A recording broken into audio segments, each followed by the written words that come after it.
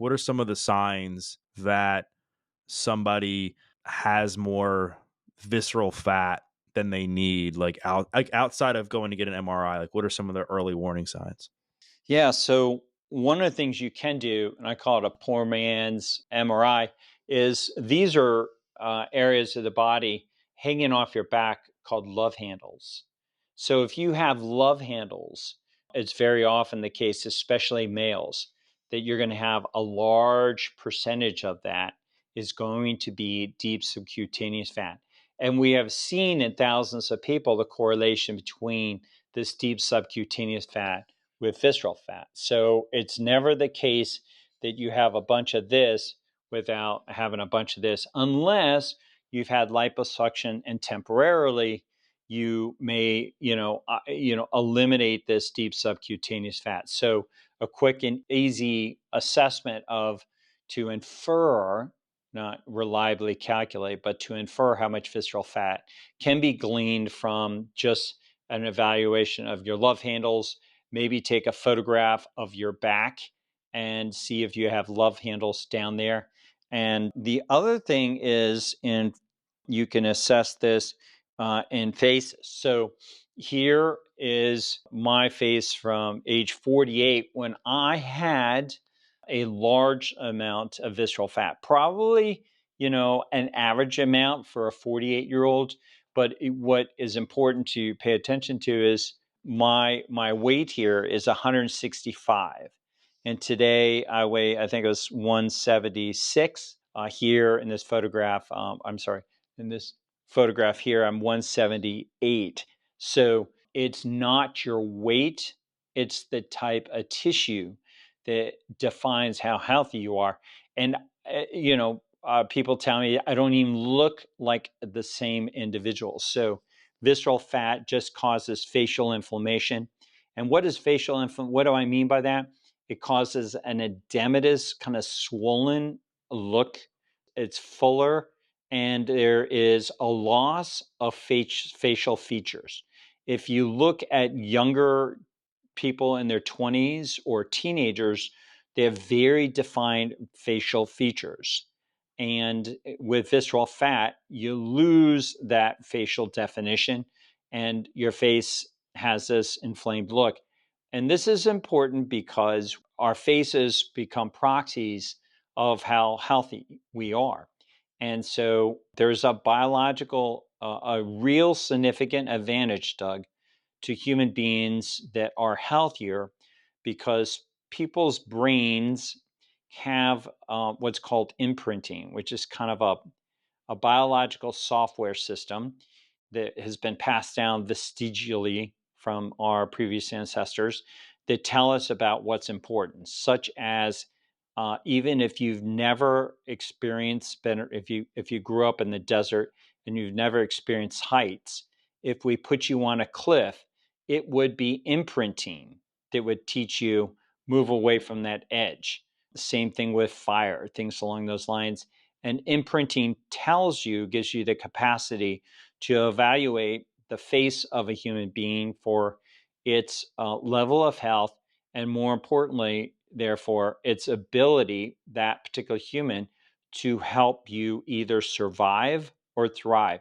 So, to the man or woman who becomes aware of visceral fat, if they eliminate it, they'll improve their appearance and they will increase their influence within the species. So they will become better leaders, better social media influencers, better podcasters, better CEOs, better coaches, better husbands, wives, whatever they do, they'll become better at it, better performing, and very interesting, more influential.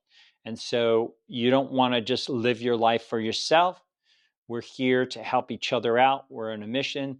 And so I try to get my clients and I try to attract clients that are interested in becoming better biological influencers so that they can share and influence other people to live more healthy. So the final answer would be photographs. Get a picture of your face today and compare it to your face 2 years ago, 5 years ago, 10 years ago.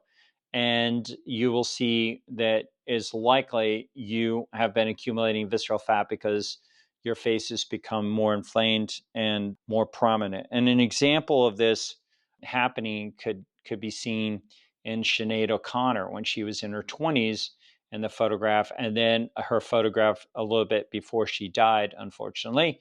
You can see the influence of a visceral fat adiposity causing inflammation and the loss of her very attractive, leaner, finer features of her face when she was in her 20s. So it's abundantly, ubiquitously available on the internet and in your life if you just pay attention to it. But we're getting so accustomed to this kind of a face that people are kind of becoming accepting of an inflamed face along with a large, corpulent, obese body. So I love podcasts that talk about how to challenge that. So how can somebody differentiate whether or not the weight gain in somebody's face is just as a result of somebody like becoming heavier, like their body weight increasing versus it being just visceral fat? Interesting for women, you can look at the face. So here's a model. Let me move move out of the face. So there's an attractive, pretty face behind there. So I can tell looking at that individual's face that they don't have a lot of influence of visceral fat. Now, you could dump in a ton of visceral fat inside their body, but the influence from the chemokines, those inflammatory molecules, will not have destroyed her face just yet. So she's attractive compared to Sinead O'Connor, who accumulated visceral fat and her face unfortunately degraded, it deteriorated. But let's look at this in this model's face who was on this, I think it was 2022. Yeah, 2022 Sports Illustrated swimsuit edition cover. Look at her body. So her body is quite heavy, but I would submit to you, Doug, that she really resembles, she would be typical of the type of model that would be photographed, or not photographed, but painted and maybe sculpted during the Renaissance period of art, because she has an abundance of superficial subcutaneous fat that's beneficial and protective, and she does not, were we to scan her, I would posit that she would not have much, if any, visceral fat, and certainly not for a long time because it hasn't yet deteriorated her face. So, tracking your face and your body timeline over a period of time can give you an idea to unravel how much potential influence these inflammatory molecules from these dangerous fat depots may have played in your lifetime. So there are people that have preserved their faces for a long time and look pretty good. And those would be people, in fact, take a moment to show an example of that. Somebody like this Instagram model has a big following, Karen LaBoucherie. She has over 600,000 followers, and she has an attractive torso, an attractive figure. She has a pretty face. If we could blow that up, her face is attractive, and she's photographed all over the world in attractive things. And look how nice and healthy her hair is. But Carolyn is just about, if she hasn't already, to turn 60. So this is an older but very attractive, but I would say very healthy woman, because she has eaten no processed food. She's been on a low carbohydrate Atkins diet, and this is what her MRI scan looks like. I called her up and convinced her to get an MRI scan. I'm a researcher from I'm a researcher from America. She lives in Dubai. She's British, and she agreed to get this MRI scan. And you can see that she's mostly muscle and internal organs inside of her, and she doesn't look anything like those other images that I was previously showing. So you can look at your body, you can look at lines, you can look at your face, and really, if you've lost your attraction since you were a teenager or in your 20s, it's because of visceral fat. Visceral fat has released those inflammatory molecules, causing your body to lose its attractiveness, and with it, your health. You'll have declining health. Talk about fat more in depth as it relates to the interior of the human body and why we should be paying more attention to that versus just trying to get a six pack for the summer. To your point about most people's experience looking and assessing their own fat in the mirror, the vast majority of people that are looking at that fat are going to be looking at the fat that's actually, believe it or not, beneficial and protective. So what I'll do is to kind of explain the difference between the fat that you might have inside your body versus the fat that you might be seeing. Is we'll look at this image here, and we'll do some MRI scans, what we do with our client patients. So we do MRI scanning in the axial or transverse plane. So it creates an image behind my head here like this, sort of like a pizza. Right here is kind of where the belly button is, the anterior part of your abdomen. These dark structures down here are your back muscles. So you kind of lay in on your back, go into a scanner, in an MRI scanner, and fat is white and muscle is dark. So we can start interpreting these scans based on these colors. So when you look at the fat on the outside of your body, what you're really looking at is this fat here, subcutaneous fat.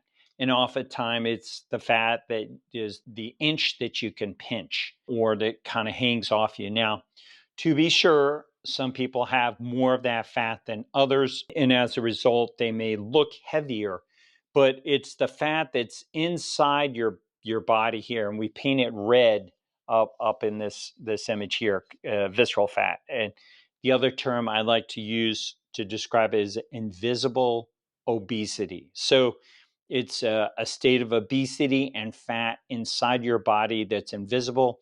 Until you get an MRI scan, you can't see it. There's other ways to detect it, like a DEXA scan.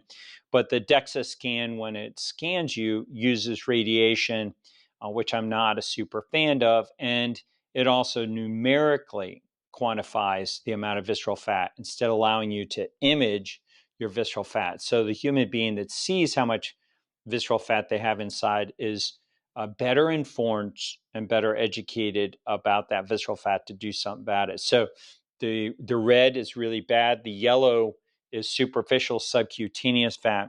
And really the important thing is to understand that there's even greater details that are available. That was an older image. So here we have visceral fat, all this white stuff in here. But the dark structures here, these are the erectae spinae muscles. So they keep your spine erect. And see the white streaks in there, Doug, that are being deposited within these muscles. At the time that this scan was taken, this individual, their muscles did not have the white streaks in them. But eventually, as that visceral fat accumulates and its influence, that fat starts going into the erectae spinae muscles. And then this is what happens to a human being. They get a curved spine. Their back muscles don't work as well. And I'm going to tip my head. I have dyslexia, so I have a hard time. So there is his pectoralis major muscle right here, the tip of my pointer. And his pectoralis muscle is sagging because not visceral fat, but fat, inflammatory fat, is replacing his muscle just like it was replacing in his back muscles and indeed all over his body. And so it compromises your muscularity, of which every single muscle in your body has a role.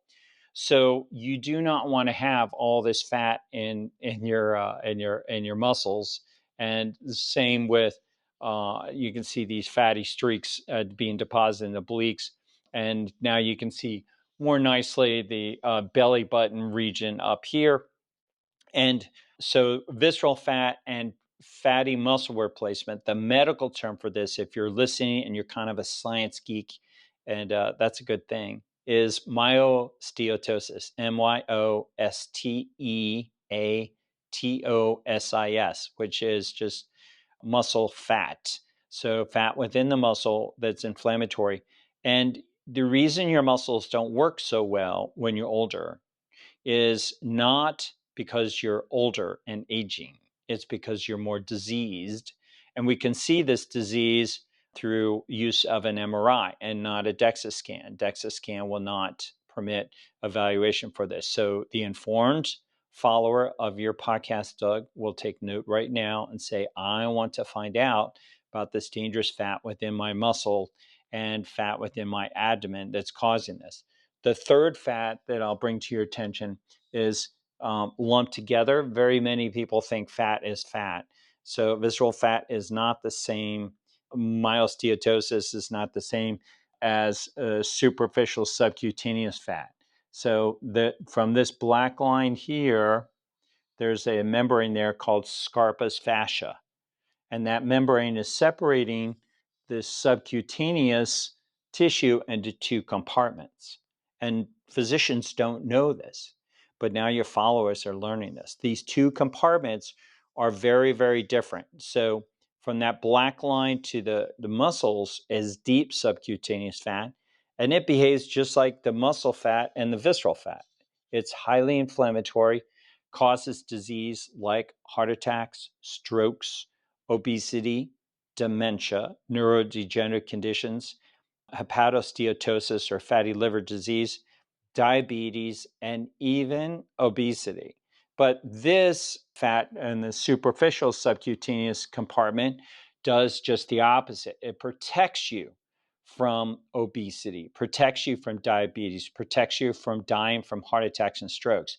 So I like to say superficial subcutaneous fat, that little tiny layer there, is sort of like a bulletproof vest. It protects you against the harmful accumulation of disease within your body, but precious few people know about it. So the reason why this is protective, superficial subcutaneous fat, is it has I like to call it an A word, and there's two A words. So if you are fortunate to be tuning in today and listening to this show, write this word down. It's called adiponectin, adiponectin. And adiponectin is one of those words that big healthcare, big medicine, and big pharma do not want you to know about or do anything with it. So if you have more adiponectin, you protect yourself from disease, and you want that. So you do not want to be stripping away through a liposuction, removing your beneficial superficial subcutaneous fat. And when, sadly, it's mostly women do that, they report that their health has deteriorated. And very interesting that I did not realize, they self-reported that their faces became less attractive.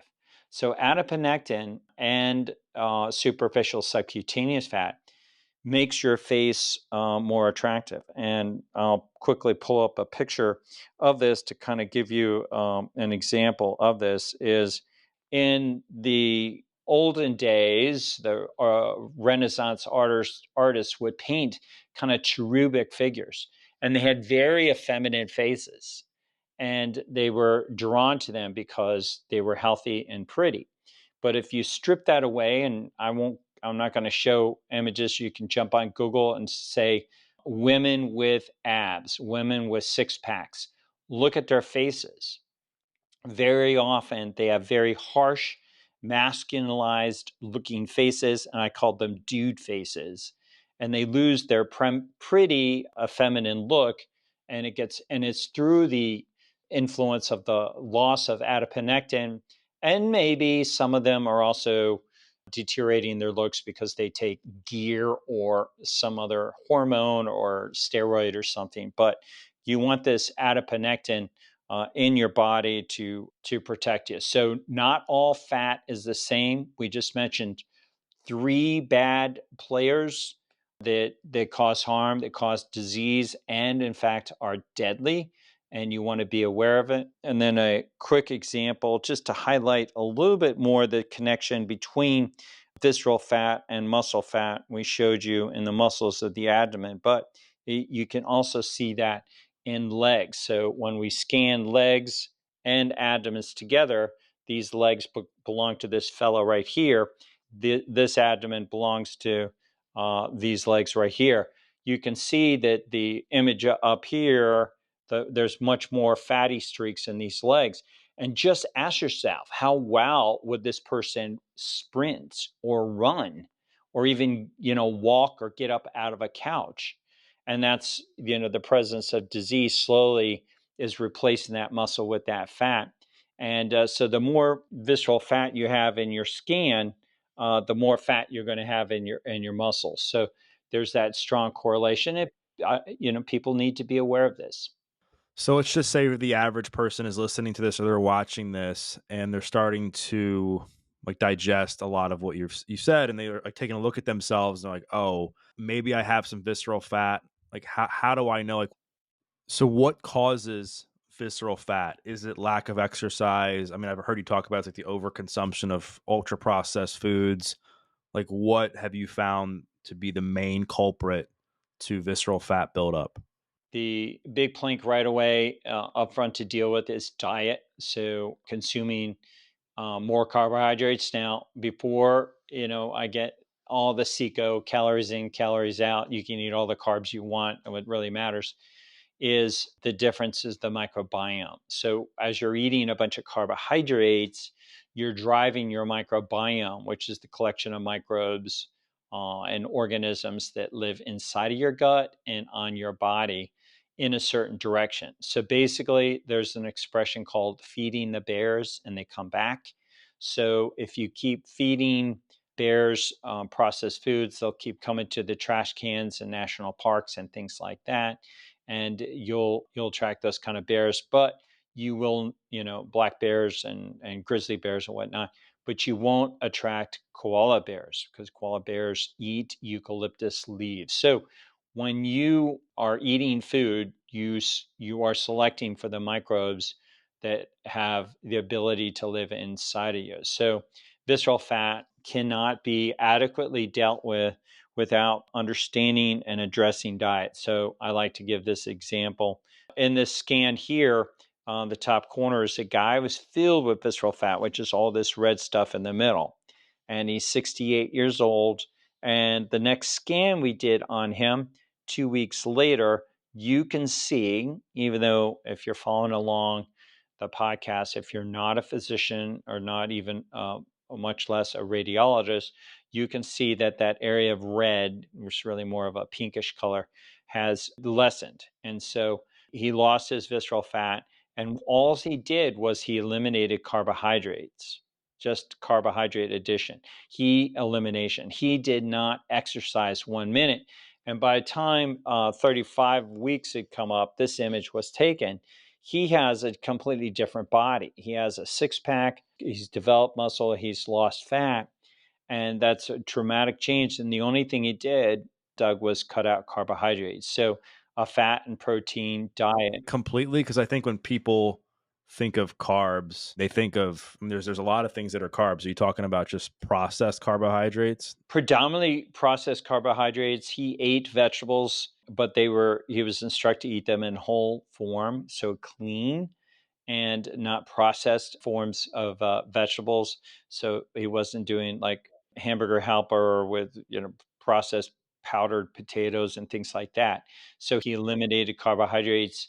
And I would like to. This is the only study that's been done in the history of humans where this was done serially over the course of 35 weeks. And I'd like to have many other people, participate and do analysis of this. So my medical practice is one where we follow medical science, but the most important science that we follow is the study we call the N of one, where we just look at a single individual and we keep working with them until we optimize them from the inside out, increasing their muscle, eliminating the dangerous fat depots that we talked about, visceral fat, myosteatosis, or human marbling fat inside muscles, and then deep subcutaneous fat while optimizing the good fat in just underneath your skin, the superficial subcutaneous fat. So first answer is diet.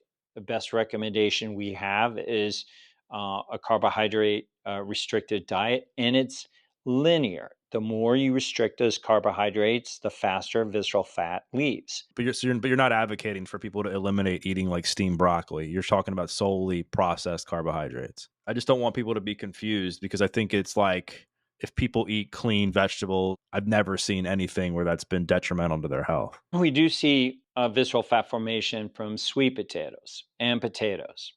So now we did see it in really significant. Some people really put it on. Other people can eat potatoes and not put it on. Now, here's a good example: is maybe a 14-year-old who is a lean figure can eat potatoes. They can eat ice cream. They can eat pure carbohydrates. The reason they're able to do it is their microbiome hasn't been disrupted yet. They can metabolize those carbohydrates in a very efficient manner. But to the man or woman that has ever been overweight, has had metabolic dysfunction, has had a compromised degree of insulin, insulin sensitivity, so now they're insulin resistant. Our recommendation when those clients, individuals come to us, is to do an elimination diet where they eat fat and protein. The single best that we have seen, I mean, gun to my head, if somebody asked me, is the carnivore diet. So eating just pure meat for eliminating visceral fat. Now, does that mean it's the best diet overall for a long time? We don't know. We need to study it more. And I am, in fact, following the carnivore diets for its impact on muscle fat, deep subcutaneous fat, and superficial subcutaneous fat. Now, my opinion, so far as we study the carnivore diet pure, the lion's diet, where you're just eating meat and maybe salt, is not as good as adding in fermented vegetables. So, with the addition of fermented vegetables, visceral fat is removed even faster. So, we need to study this in larger numbers of people, but anecdotally, it probably has more to do with the microbes that are going along with those fermented vegetables than actually the nutrients. When you ferment a vegetable or ferment foods, it reduces the carbohydrate content and it also enhances the microbes that are present in that food. They get accelerated, so you get these beneficial microbes that contribute and are added to your gut through colonization. So I agree with you. I don't want people to think that I'm advocating that you have got to stop eating broccoli and vegetables in clean form. But when you ferment them, you do eliminate whatever residual carbohydrates in a cleaner form. And then in these vegetables, there are lectins and oxalates and other small quantities of chemicals that are present. We don't understand their entire role, but if you follow the emerging, at least anecdotal experience of people that are going on a pure carnivore diet and eliminating vegetables in all forms, I do eat fermented vegetables, but those that are eating just pure meat, they are experiencing a large, significant basis, the improvement and elimination of autoimmune disorders and diseases. So the question has to be asked, by what mechanism? I'm of the opinion that it's not that the meat is healing the disease as much as maybe eliminating some of these toxins that are coming in through vegetables and plants and in microtoxin form, very, very small amounts. And so when you ferment them, it seems to, it not just seems, in studies we see that those concerning oxalates and lectins, and a big lectin that people are aware of right now is gluten, but there are many other lectins, that those are eradicated. Now, I'm kind of stuck in the middle. I got the vegans who are mad at me because I eat meat. And I have the carnivore physicians that think I got horns coming out of my head because I'm eating fermented vegetables. But I eat them because their objection to vegetables are these lectins and oxalates and carbohydrates. And when you ferment them, in my opinion, the objection goes away. And to the vegans, I just say, hey, meat is beneficial. It's the highest, nutritional density of anything known to man is in meat, and there's no toxins in meat. I mean, there's very few organisms that are a source of meat that you could eat that have toxins on the planet. And I think it's something on the order of 97% of things that grow are highly toxic, and you can't eat them. It's just a few vegetables that we can eat, and they have just teeny tiny bits. So, but it's that drip, drip, drip of these microtoxins over a period of time. And it resembles, in my opinion, the drip, drip, drip of visceral fat, fat around your heart, fat in your muscle, deep subcutaneous fat, those love handles, that drip, drip, drip, the influence of these inflammatory molecules that lead to disease. So, again, I think the informed consumer should be looking at these dangerous fat depots. I recommend a trial of an elimination diet, trying out carnivore with ferments, and maybe down the road, adding in vegetables and fruit once your microbiome has been sufficiently optimized, but not too prematurely, because the microbiome, many people have tried, started with carnivore, get great results, add in fruit, add in honey. The next thing you know, they're gaining weight. They're starting on rice. They're eating bread. They're pretty soon it's carrot muffins and donuts and all sorts of crazy things start slipping in. It's the camel's nose under the tent. So the microbiome drives our predilection for foods. It gives us cravings, and it's why people very often can't stop eating food that they know is harmful to them. So the overconsumption of processed carbohydrates, you believe, is what builds up the visceral fat. Outside of that being the number one thing, in your opinion, like what is lack of muscle, like sarcopenia, stuff like that? Does that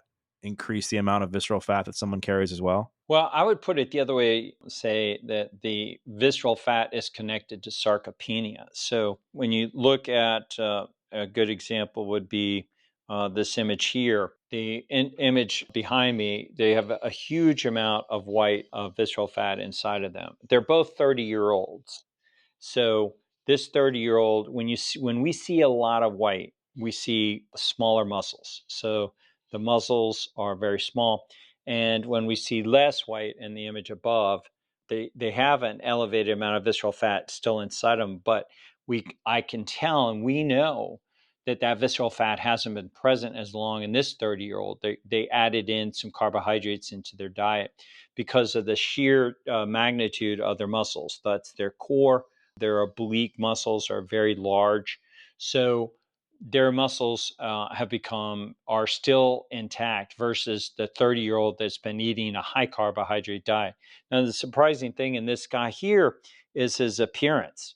You would never know that fit guy had all that visceral fat hiding inside of surrounding his organs. And he didn't know it until he got scanned. So you really need to get that kind of scan. So visceral fat, inflammatory molecules from the visceral fat and of these fat depots cause sarcopenia. The other causes that I didn't finish and address, some other three big ones that cause visceral fat are stress. So if you have a lot of stress in your life, I call them lions and tigers. If our ancestors 50,000 years ago had too many lions and tigers around, they could either kill them and get rid of the stress, or they could migrate, find greener pastures.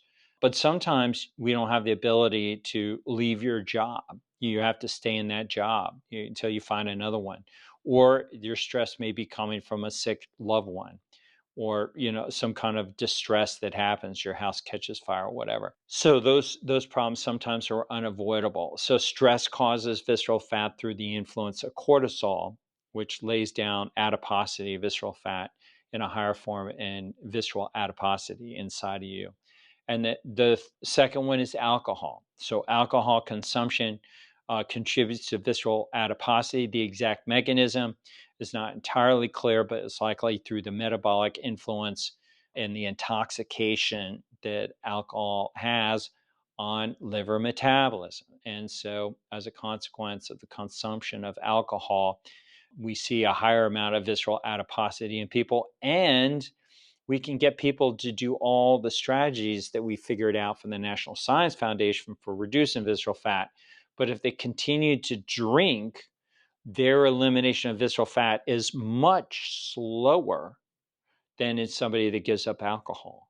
So if you want to expedite your results and improving your health, particularly through the elimination of visceral fat, then you want to begin by immediately at least cutting out alcohol and ideally going cold turkey and just getting rid of it altogether. Unless you're an alcoholic, which in case that could kill you, you don't want to go cold turkey, but it's highly unusual for an alcoholic to go cold turkey and get into DTs. The third one that we see is poor sleep. So people who are not sleeping either because volitionally they're staying up all night and they're doing all sorts of, I don't know, online activities, gambling, watching movies, or whatever, or biologically they can't sleep because their sleeping is impaired. Sometimes it's because of obstructive sleep apnea. They're interrupting their sleep with apneic events, or they have restless leg syndrome. They're kicking their legs and they can't sleep, or their spouse, as a case of my poor wife, when I had restless leg syndrome, when I had visceral fat, I would kick my legs all night long, and I no longer do that. And she's so grateful because it would keep her up, and or getting up to pee at night. So people that oftentimes it's a male will have elevated amounts of visceral fat that influences the size hypertrophy of the prostate, and they have to get up all night and pee, and that disrupts your sleep and has a bad effect. And the fourth one, believe it or not, is distance running or distance exercise, endurance exercise. So cycling, rowing, jogging, all the things that you might do for, large, endurance kind of activities. It's not entirely clear the mechanism why visceral fat becomes refractory in the setting those conditions, but we always get our clients to stop doing distance running. And a good example of that is from these two scans here, where this individual, I'm sorry, over here, they were running 10 miles a day, 5 times a week. We got them to stop doing their running. They were doing our same strategies, but they had all this persistent visceral fat and it was unimproved. There was no change in it. Once they stopped running and started sprinting, all their visceral fat left and they got a six pack and grew muscle and looked significantly better in 2 months. So we recommend to our clients quit distance running, substitute in maximum intensity exercise like sprinting and lifting weights in a short period of time. And we saw much better results in eliminating that visceral fat. Now, I am a former distance runner, and I know that that can be a really tough pill to swallow. Hearing, somebody, a researcher, telling you that you got to give up, recommending that you give up distance running. But I would submit to you, if you're a distance runner, go get your MRI scan. I'll just be a little like, come on, big boy, go take a look inside, or big girl, see what you got, and then follow your MRI and see what's going on with your visceral fat and repeat it every year. To every person that has done that, we saw improvement in their visceral fat when they eliminated it. The persistence of excessive exercise caused a persistence of visceral fat and a worsening of visceral fat. Particularly, worst of all, is when it's fueled by gels and simple sugars and carbohydrates. There's Zach Bittner is a distance runner, and he eats a very low carbohydrate keto diet. I always wanted to do an MRI scan on Zach because I think he would have much lower visceral fat than the average person because he abstains from carbohydrates. But that's probably the worst combination that you could have, is doing distance running and carbohydrates. As far as reversing visceral fat and getting rid of that deep belly fat that you've talked about can be so dangerous for our health, is the opposite true when it comes to improving it? Like cutting out the processed carbohydrates, like you talked about the elimination diet, then with adding resistance training, managing stress, sleep, eliminating alcohol, is that the path to reversing visceral fat? Yes, indeed. So, for the sake of your your followers, I put on my social media, and maybe I'll step out of the way so people can take a screenshot. But these are the strategies, the principal strategies we used for the National Science Foundation to really optimize people. And they're all pretty self explanatory, except for when it comes to optimizing all these other things. And so I wrote a book that I get into some of those things in greater detail. And it's the subject of our consultations when people come and work with us that we get into that. But yeah, those are the basic things, Doug, that we recommend people do to get rid of visceral fat. And if they just would get scanned, right before they do these steps, and then repeat the scan in 1, 2, 3 months down the road, they will in fact see that this dangerous inflammatory fat, deadly fat inside of them is being eliminated. So I think that's really important. You start doing something, you got to ask, how do I know I'm getting better? Or how do I know I'm improving? There's so many people that are following a certain diet, and you don't want to follow lab work, because lab work as a substitute for an MRI to look at visceral fat, the laboratory changes are way downstream to visceral adiposity. And they're so dynamic. Blood work and laboratory values change all the time. But really, visceral fat is the first expression of disease inside the human body. We saw it in 4-year-olds, dramatic presence of visceral fat in 4-year-olds. And then they just significant improvement as they get rid of that carbohydrates and repeat their scans. Visceral fat improves in young children just like they do in older people. Could you summarize the document and kind of what you recommend for people to reverse visceral fat? So eliminate processed foods, which we talked about, and carbohydrates. And you want to eat principally meat and animal products from optimally healthy animals. And this is a big deal. Our ancestors didn't just hunt any bison part of a herd, they looked for the healthiest one. And so when you go to a supermarket and you're going to be buying meat or animal based products, you want to try to find the healthiest animal that is in the package. And I would submit to you, one of the only ways to do that right now is to make sure you're buying meat from a grass fed, grass finished cow or bison that has low marbleization. People like marbleization, but be selective about your meat, just like our ancestors were selective in hunting with bows and arrows, the healthiest animal during that time. So that's important.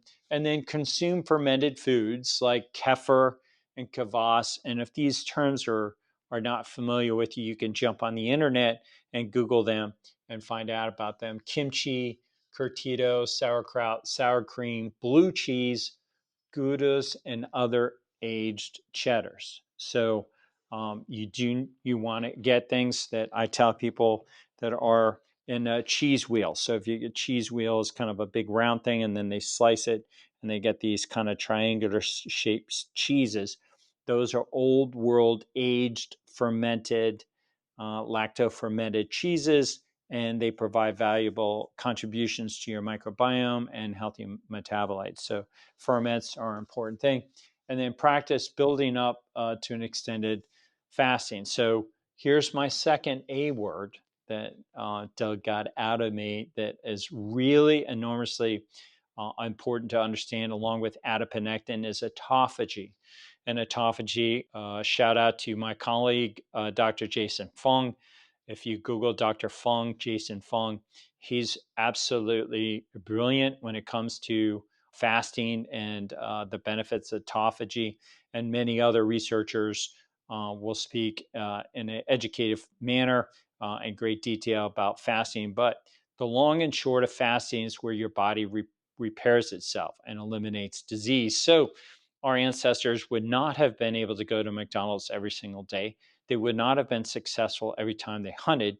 And so by necessity or essentiality, they would never have been able to eat all the time, and they would have had forced fasting upon them. So get into a practice of accumulating. You don't want to start fasting 5 days your first time and then have such a bad experience you never want to do it again. So ease into it, work with somebody that can help you ease into fasting. But it's a marvelously beneficial thing. I have been fasting 3 to 4 days every single week for the past almost 6 years.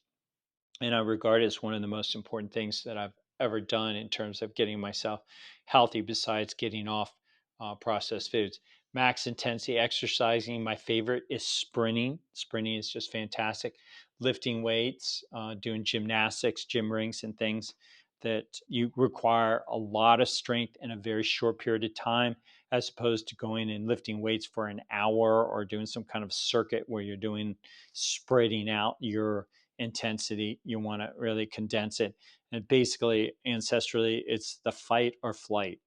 How fast you could sprint to catch an animal, how fast you could sprint to evade a predator, and how well you could fight, defend yourself or secure prey by hunting. So, this maximum intensity in a short period of time has a hormetic benefit on improving the human being that's availing himself. So I'm 61 years old today. I wish I had gotten started learning about all this stuff a long, long time ago, but I expect to have the benefit of all this. I still exercise in this way. I do stress hormesis, saunas, cold plunges, cold showers. I wear blood flow restriction bands, BFR bands, that make exercise more difficult. I think they are of benefit, and I think older people, especially, could benefit from them who suffer from sarcopenia to help improve muscle mass.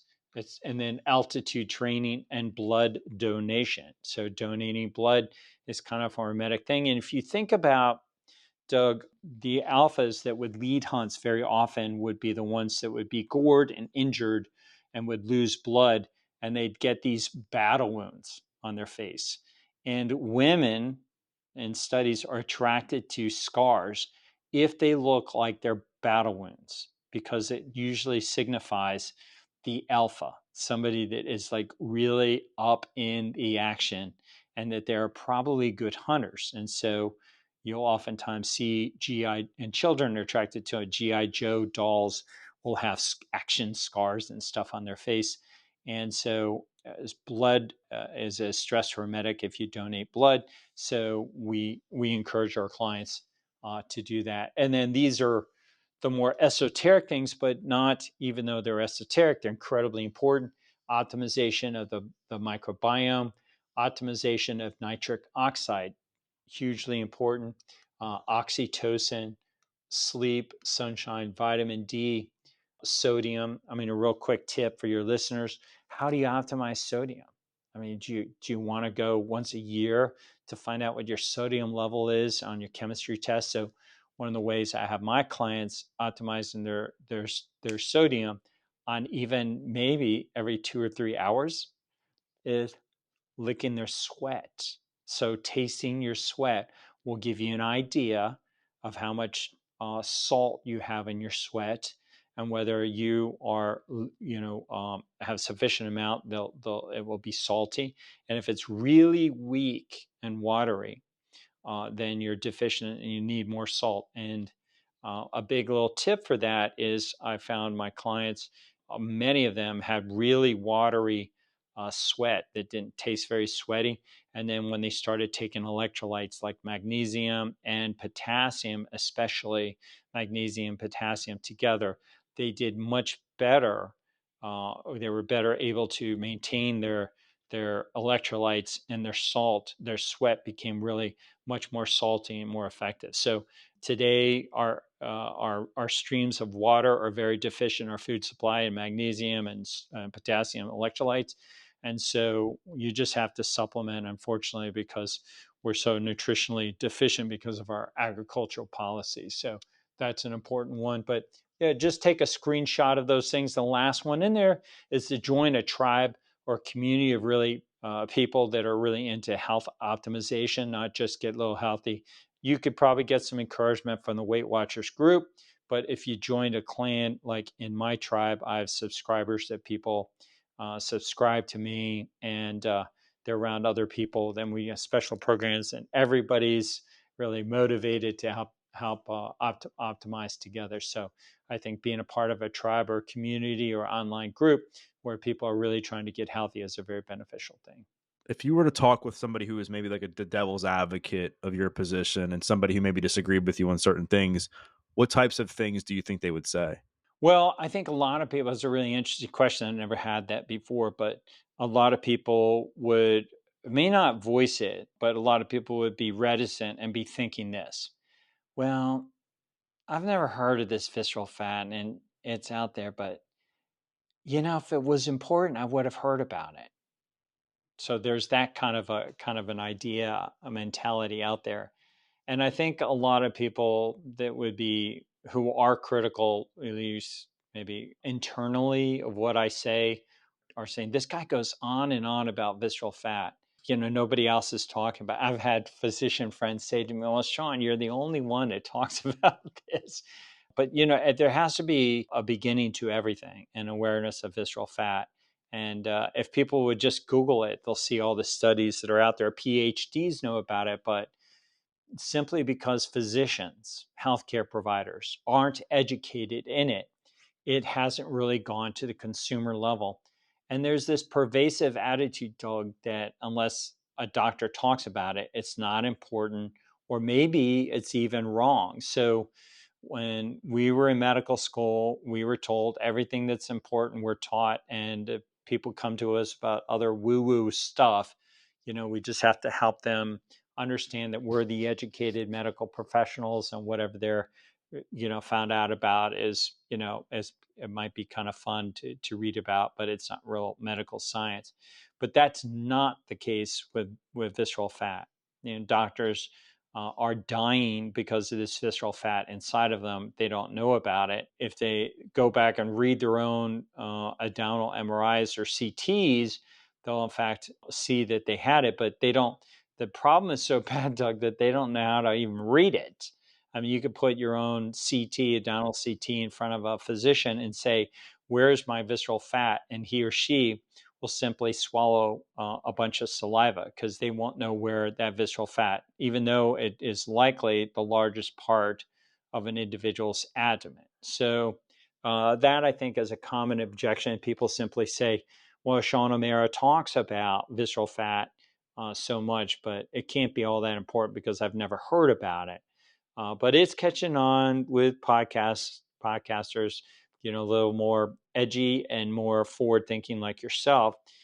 So, kudos to you, and thank you for allowing me to come and talk about, this important topic. It's even though it's not known by doctors because it's kept literally off the curriculum and out of the curriculum in medical school. So before I die, I want to see that investigated. Why and how is it that something as important as ubiquitously present in studies with causality and association with so many forms of chronic disease is not talked about or taught in medical school, and yet something with as tenuous a connection as cholesterol is taught in medical school ad nauseum, and you have physicians, that are singularly focusing on with their clients, their patients, cholesterol on seemingly nothing else. That's all they're consumed with. So my explanation for that is that if you can distract physicians into thinking they're doing something that's worthwhile and beneficial for the patients, maybe it'll keep them from finding out what really matters, which is visceral fat. Have you had any physicians or people in the nutrition space with any objections like, well, all somebody has to do to reverse visceral fat is just lose body weight? Has anybody ever said that to you? Sort of. I haven't had really a doctor say that, but you can lose body weight. But the question is, what did you actually lose? And in the absence of an MRI, Doug, that person wouldn't really know if they lost beautiful, protective, superficial subcutaneous fat. So we see that happening, like some people that go vegan and fruitarians. If you Google a fruitarian, they have low levels of superficial subcutaneous fat, and they lose their weight eventually after an extended period of time, because they're losing, unfortunately, this beneficial protective fat. And so you want to layer subcu fat, concealing your veins and underneath your skin. Kids have subcu fat. They come in with to the ER where I used to work, and you'd see subcu fat right there. Older people with disease, they or just as they age, they get a cut, and there's right away just muscle. They don't have any of that subcutaneous fat. So the question for those people that are losing weight, what are they actually losing? Are they losing beneficial fat, or are they losing detrimental fat, or are they losing muscle? And so the MRI allows you to take an optimized analytical approach, exactly what those changes are. And if you're going to change a diet, or you're thinking about a change in your lifestyle, then I would suggest it's a very important, good time for you to get an MRI scan to see where you are in your baseline, to assess the impact of that particular change. So it's worth, you can get an MRI. We haven't talked about this, for about anywhere from northern Minnesota. You can pay cash $2,900 for it, which is outrageous. The most expensive MRI I've ever seen in the United States for cash pay is in Minnesota. And then they're as cheap as $250 in Los Angeles and in Florida. So super cheap. It's all market driven. So depending on the market that you're at, dictates how expensive an MRI is. But for goodness sakes, it's worth doing. Most of them average right around $500 or $600, $750 to get that done. And it's such an important investment for you to see where you are at your baseline, to assess how you're living. If you're not going to make any changes, to make sure that you're eliminating that visceral fat. And if you see that you're accumulating, it's time to change things up. And I would suggest you whip out this podcast and start doing these strategies. So you've laid out like the blueprint for what you recommend to people to reverse visceral fat. We've talked about some of the causes and how it can be detrimental to your health. I guess as we kind of close things out, if somebody's listening to this or watching this and they're like, all right, like I really like what Sean had to say. I'm not in a position where I can afford an MRI right now, but I know that's the goal, to kind of see where I'm at and then make sure I'm tracking my progress using something that's measurable, like something like that. But I also want to make sure that I'm not going to make things worse. I'm not going to make any mistakes along the way. Like, what do you think is the number one mistake that people make right out the gate when trying to lose visceral fat that actually leads to them not losing it or even gaining more? So, in my opinion, probably the greatest threat is a lack of understanding the microbiome, not eating fermented foods. Many people go keto, and people tried paleo, but they would gain their weight back. And the same thing, I see people, I tried carnivore and it didn't work for me. I couldn't sustain it. So, I think the answer there is to add in those fermented foods, so that you're contributing not just nutrients, but you're contributing beneficial microbes. And I think that's incredibly important. And one justification for that is that's how our ancestors ate. When we hunted and we were exposed to the microbes from the animal that we hunted. And in the water that we drank, there were living microbes in it. Today we drink chlorinated water and there's no living microbes. So it's the contribution, the necessity to have these fermented and microbial rich organisms that get regularly added onto our body and in our body. You can wash in the ocean. Don't rinse off with chlorinated water. Let that water, those microbes, dry in your hair, and you can rub it out with salt, or take some spring water and wash the salt out later. But you want those microbes in and on your body. I think those probably represent the absence of an awareness, a utilization, exploitation, if you will, of the microbiome, represent the greatest threat that I see, why most people fail whenever they try a particular diet or dietary strategy.